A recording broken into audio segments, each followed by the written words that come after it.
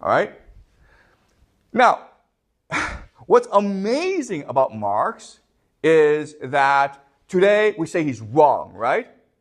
Communism happened in the Soviet Union, it happened in China, but it happened in Europe and in the United States, where Marx said it would happen first because Germany was more industrialized than Russia or China, okay? Does that make sense?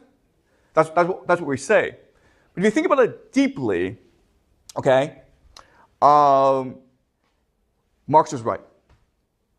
After World War II, every society, every industrial society, to some extent, adopted the ideals of communism.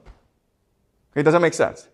Okay, we call this socialism and not communism, but basically it adhered to the thinking of Marx, which is to make the worker the heart and center of your society. And why did they do that after World War II? Exactly, okay? Because workers create value. Okay? Money doesn't create any value. Money just creates more money. It's speculative. But the workers create value. They're productive. And therefore, you have to treat your workers properly. So in America and in Europe, workers became the heart and center of your society. And the workers, through unions, could demand political reforms. And so all of society was geared towards making the lives of the middle class, the working class, better, okay? That's why you had excellent healthcare, great public schools, cheap universities. Okay? So the 50s and 60s and 70s was basically the peak of society for the working class. But in the 80s, we start to change this. Why?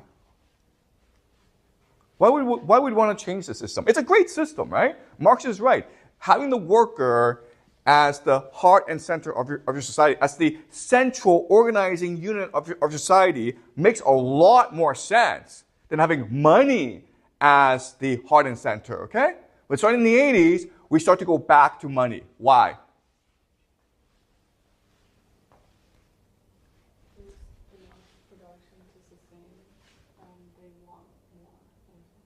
Excuse me? Like they have the production necessary for society, so they want more. Like who wants more?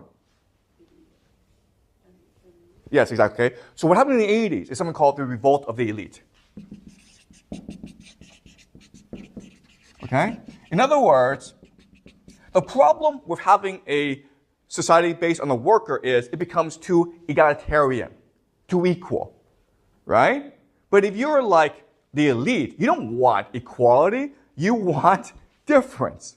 You want to have power and money in your hands. Does that make sense? So the revolt of the elite happened in the 80s, and this is what we call in the United States the Reagan Revolution, okay? The Reagan Revolution. The beginning of neoliberalism, free market capitalism. And in Britain, it was called Thatcherism, okay? Margaret Thatcher, the Thatcher Revolution. And so now you need to transition away from the worker to something else, okay? Another ideology that allows the elite to amass power, okay? So just to show you how radical this revolution was. In the 1970s, okay, if you were a CEO, the head of a company, okay, you were making on average $1 million a year. That's pretty good, right? That's really good money.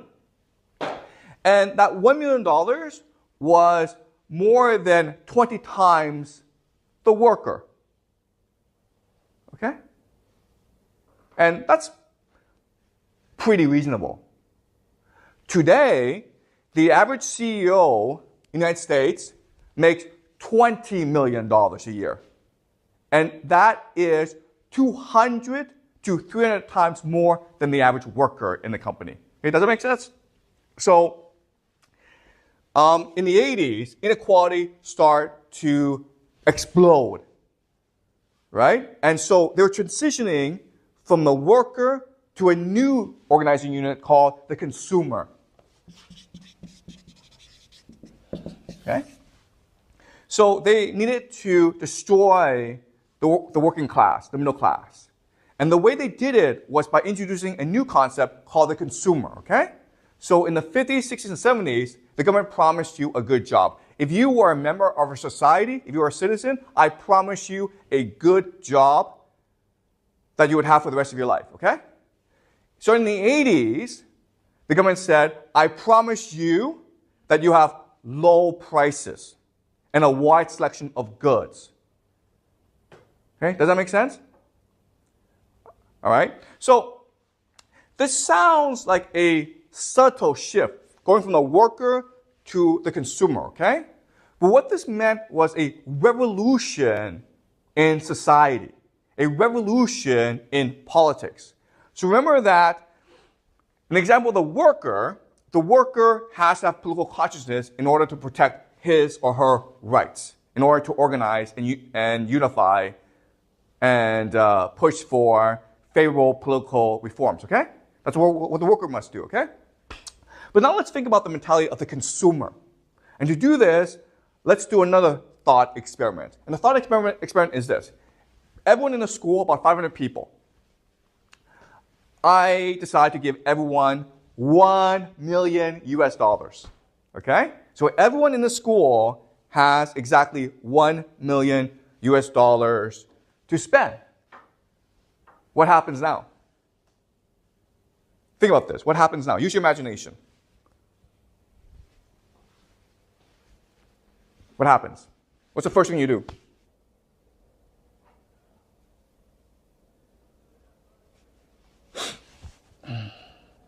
What's the first thing you do? I've given you $1 million. What do you do with it? Well, the first thing you do is buy something, right? What do you want to buy? $1 million is a lot of money. What do you want to buy, Nab? Probably a house. You buy a house, right? That's great. That's a great purchase. Then what do you do? Then what do you do? Like I try to convince my classmates to give me money. Okay. First thing is Nab buys a house. Then what does he do? Excuse me? Buy furniture. Then what does he do? There's something that he must do that's very important. What does he buy the house? What does he want to do? He wants to take pictures and post on social media, right? So everyone sees it on social media. Then you see this. Nab has this huge house in Beijing with lots of fancy furniture. What do you do now? Also want to get a house. You also want to buy a house. But what kind of house? A bigger house, right? And then what do you do? Also post pictures. You also post pictures, okay? Then how do other people feel? You think this is funny, okay? But this happens all the time. So very quickly, what happens in the school? We all spend our money. And you all spend your money, and you all go into debt, right? Because you're in competition with each other to buy the biggest thing. And $1 million is a lot of money, but it's not enough to buy everything, right? So you go into debt. You borrow more money to buy more things. And then what happens?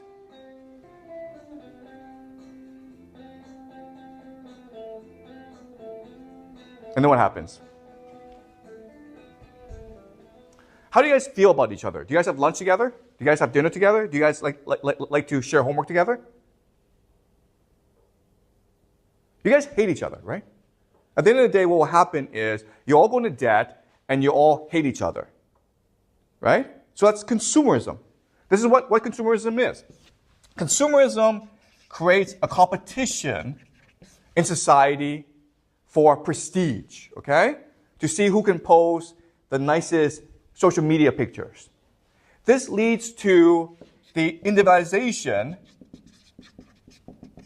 or the optimization of you, okay? In other words, you are now unable to act together. You don't want to organize. You don't want to act in solidarity, okay? And ultimately, this means that you develop economic logic, okay? And what is economic logic? It's to see the world only through the lens of capital. Okay, does it make sense? So when you see someone and you're like, okay, well, do I want to date this person? You don't ask, oh, is this person a nice person? You ask yourself, how much money does this person have? Okay, do you understand? You use economic logic in order to understand the world and to reason and analyze the world, okay? Now, let me ask you this question. Today, is this how China works? Is this how the world works? The answer is yes, okay? Are you like this? Yes, you are like this, okay? You've been brainwashed into thinking that this is the only way to behave and to think. You're in school. Why are you in school? So you can get a good job. So you can get a good job. Why? To make money. To make money. And so you can buy things, okay? You understand? That's how you all think. But there are different ways to think about school, right? You're like, I'm in school to learn, to open my mind, to have an imagination, to think critically about the world, right? And that was the way we thought about school when the workers were dominant. But now that consumers are dominant, all we think about is, how do I get a good job? How do I buy a bigger house? Because I want to post it on social media. Okay? So, if you think about this, what this really is the perfection of slavery. Okay? Does it make sense? What does this phrase mean? The perfection of slavery.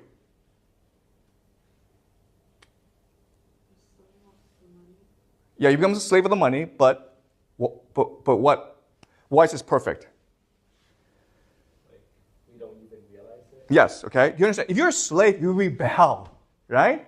But if you don't know you're a slave, and you like this, you choose this, then you will never rebel, okay? So the consumerism is the perfection of slavery, okay?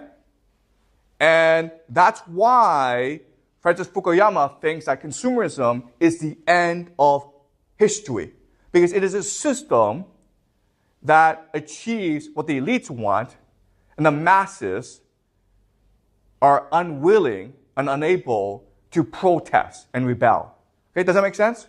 It's a perfect system.